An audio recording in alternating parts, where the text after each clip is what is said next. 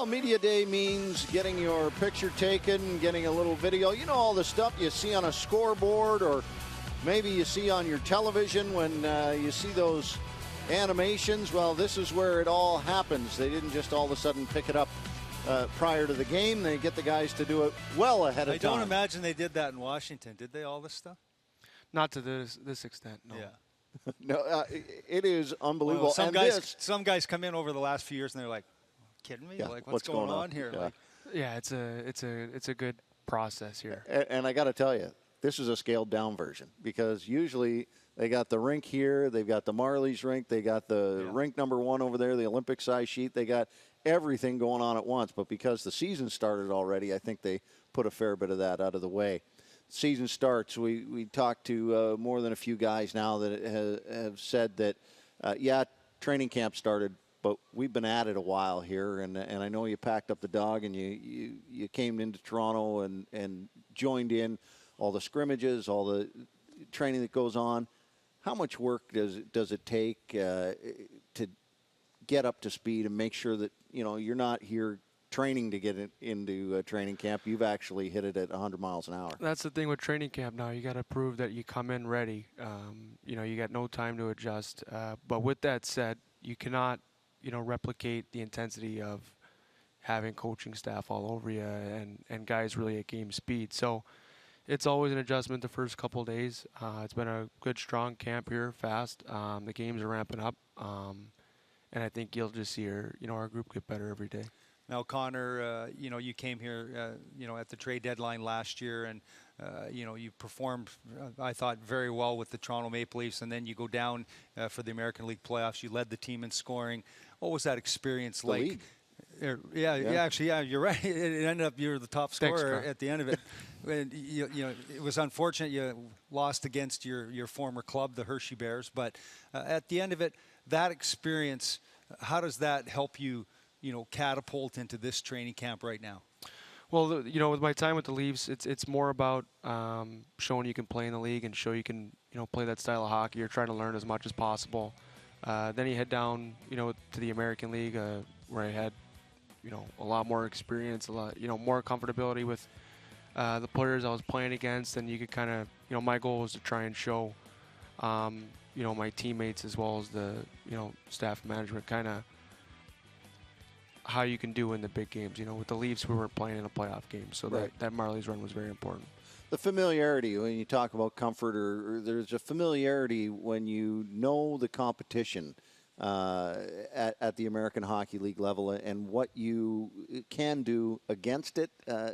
Is that fair to say? Or, because I remember talking last year, couple of different guys, and Mark Arcabello comes to mind, when he said, I'm comfortable in this league. And he didn't quite mean it like, hey, I'm a big shooter here. Yeah. It was more like, I'm familiar. I know what it takes.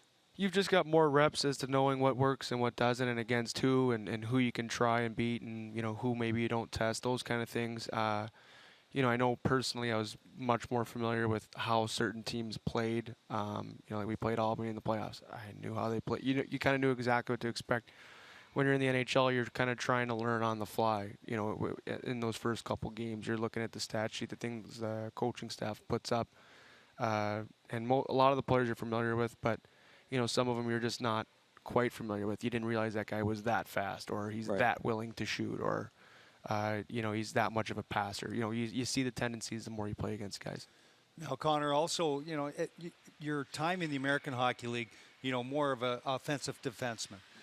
When you jump to the National League, obviously you still can bring that portion of things, but myself, I like the bite in your game. You're not the biggest guy as far as height is concerned, but you make up for it in that tenacity and playing that physical game. Is it easy for you to continue to sort of play that way and take away a little bit from maybe some of your offensive game? I think as an undersized, a smaller D-man by NHL standards, I think you have to play that way.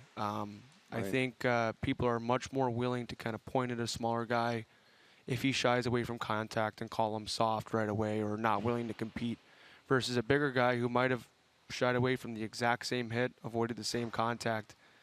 For some reason, maybe it's in my head, but that's kind of how I was always coached, as a smaller guy. you have the compete level and, physicality. It has to be a part of your game, because the second it's not, people are very willing to point that out. See the Group 1 get out here on the ice for practice.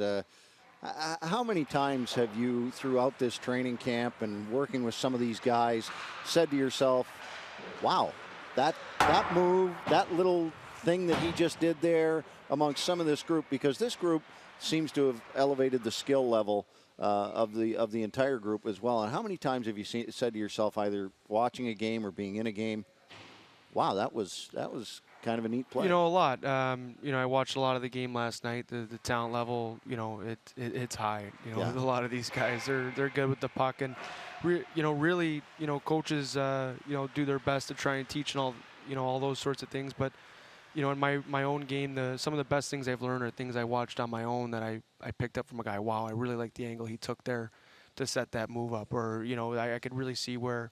That fake shot into a play that he made, whichever player it might be, is really effective. And I think that's the best way to learn, especially as a younger player. You kind of just pick up the patterns by watching.